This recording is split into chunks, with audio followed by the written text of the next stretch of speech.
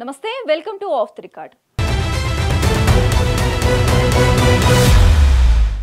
ఆదోని జిల్లా ప్రతిపాదన అట్టకెక్కినట్లేనా? స్థానిక ఎమ్మెల్యే ప్రజలు చాలా కాలంగా కోరుతున్న ఆదోని జిల్లా డిమాండ్ మీద ప్రభుత్వం ఉదాసీనంగా ఉందా? ఆదోని జిల్లా అనే అంశాన్ని ప్రస్తుతానికి కూటమి ప్రభుత్వం పక్కన పెట్టినట్లు ఉమ్మడి కర్నూలు జిల్లాలో ప్రచారం జరుగుతుందా? Watch the story.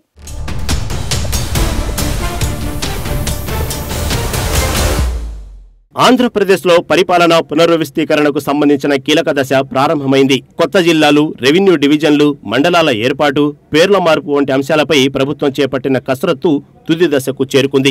ఇప్పటికే ముఖ్యమంత్రి చంద్రబాబు నాయుడుతో మంత్రివర్గ ఉపసంఘం భేటీ అయింది. ఉపసంఘం సభ్యులు రాష్ట్ర వ్యాప్తంగా అందిన వందలాది అర్జీలు, వినతులను సీఎం ముందు ఉంచారు. అలాగే జిల్లాల సరిహద్దులు, డివిజన్ పునర్విభజన, కొత్త మండలాల ఏర్పాటు, పేర్ల మార్పులపై పూర్తి స్థాయిలో చర్చించారు.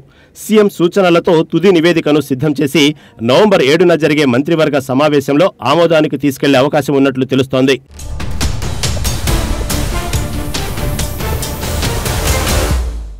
ఇక రాష్ట్ర వ్యాప్తంగా జనగణన ప్రక్రియ మొదలయ్యేలోపే జిల్లాల పునర్విభజన పూర్తి చేయాలన్న లక్ష్యంతో ప్రభుత్వం వేగంగా చర్యలు చేపడుతోంది.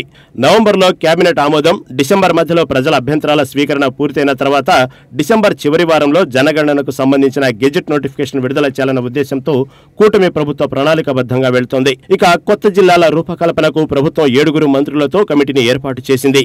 ఆగస్టు 13న సచివాలయంలో తొలి సమావేశం నిర్వహించిన కమిటీ ఆ తర్వాత రాష్ట్ర వ్యాప్తంగా ప్రజా సంఘాలు, ప్రతినిధులు, అధికారుల అభిప్రాయాలను సేకరించింది. ఇప్పటి వరకు అందిన 200కు పైగా వినతుల మీద సమీక్ష కూడా పూర్తయింది.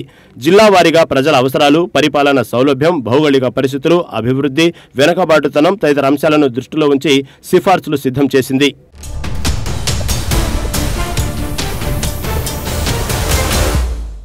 ఇందులో భాగంగానే ఆదోని జిల్లా ఏర్పాటుపై కూడా ఓ నిర్ణయం తీసుకున్నట్లు తెలుస్తుంది. ఇప్పటికే ప్రజలతో పాటు ప్రజాప్రతినిధుల నుంచి ఆదోని ప్రత్యేక జిల్లా ఏర్పాటు మీద డిమాండ్ ఉంది. అయితే తాజాగా జరిగిన మంత్రివర్గ కమిటీ నివేదికలో ఆదోని జిల్లా అంశం ప్రస్తావన రాలేదట. ఇదే ఇప్పుడు ఆదోని వాసుల ఆగ్రహానికి కారణమైందట. స్థానిక ఎమ్మెల్యే పార్థసారథి అసెంబ్లీలోనే ఆదోని జిల్లా ఏర్పాటు అవసరమని, ప్రాణత్యాగానికైనా సిద్ధమని ప్రకటించిన తర్వాత కూడా ఆ అంశంపై ప్రస్తావన రాకపోవడం ఏంటని జనం ప్రశ్నిస్తున్నారట. ఆదోని మండలంలో దాదాపు 1,50,000 పైగా జనాభా ఉంది. పరిపాలన యంత్రాంగం కొరత ఉంది. దీంతో అభివృద్ధి ఆశించినంత స్థాయిలో లేదు. అందుకే ఆదోని జిల్లా డిమాండ్ బలంగా వినిపిస్తోంది.